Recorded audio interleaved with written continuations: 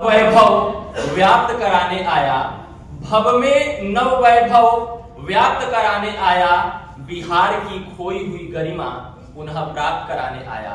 भव में नव वैभव व्याप्त कराने आया, बिहार की खोई हुई गरिमा पुनः प्राप्त कराने आया।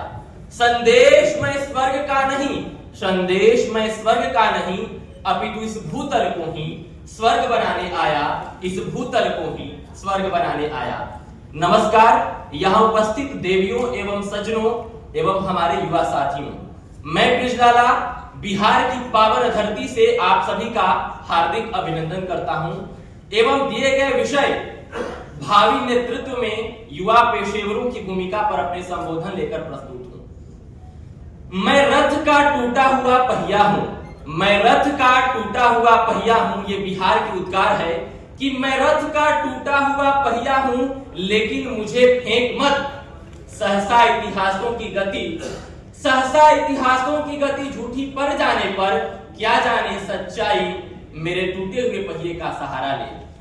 आज बिहार जो है जिस प्रकार से बदहाली में, भ्रष्टाचार में, महंगाई में, बेरोजगारी में जी रहा है और हम लगातार अतीत की बातों को दोहरा रहे हैं कि बिहार में ये था, बिहार में वो था, लेकिन हमें वर्तमानदर्शी होकर भविष्य उन्मुखी सोच रखनी होगी और मिथ्या गर्वाभिमान से होकर हम लगातार नारों में नहीं अपितु विचारों के उद्गार में जीना होगा, तभी हम बिहार को पुनः विकसित बिहार बना सकते हैं। आज देश आजादी के 75 वर्ष से अधिक पूरा कर चुका है और विकसित भारत के साथ विकसित बिहार का संकल्प ले रहा है। तो ऐसे में आवश्यकता है कि हम अपने कर्म को ध्यान रखें और जब हम कर्तव्यशीलता को ध्यान में रखेंगे तभी जो विकसित बिहार का सपना है वह साकार हो पाएगा।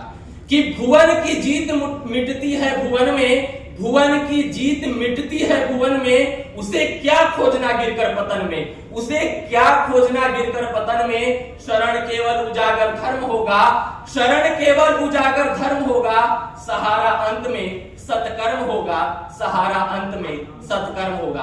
तो हमें यह सोचने की आवश्यकता है कि हमें कथनी एवं करनी में अगर एकरूपता बरतेंगे तभी हम बिहार को पुनः विकसित बिहार बना सकते हैं और यह छोटे छोटे कार्यों से ही संभव है।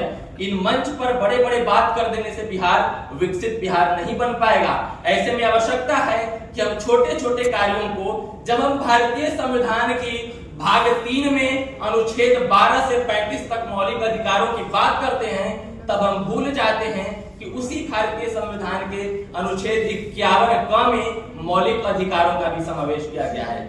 आज हमारे अतिथि के रूप में चिराग पासवान जी आ रहे हैं, लेकिन मैं पूछ रहा हूं अगर एक आम व्यक्ति अगर उस जगह पर पहुंचना चाहेगा तो क्या वह पहुंच सकता है जिस जगह पहुंचे? नहीं पहुंच सकता है, क्योंकि परिवारवाद जिस प्रकार से हावी है उस प्रकार से हमें देखना पड़ेगा कि लोकतंत्र वास्तव में क्या है।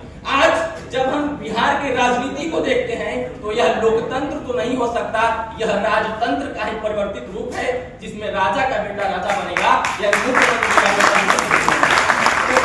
तो ऐसे की आवश्यकता है कि उस आम व्यक्ति को जब तक हम उस अधिकार को प्राप्त नहीं करा पाएंगे तब तक जो विकसित बिहार का और युवाओं के नेतृत्व का सपना है वह साकार नहीं होगा। इन्हीं आह्वान के साथ मैं अपनी वाणी को विराम देना चाहूंगा कि भव में नव वैभव व्याप्त कराने आया और बिहार को पुनः खोई हुई गरिमा प्राप्त कराने आया। बहुत बहुत धन्यवाद।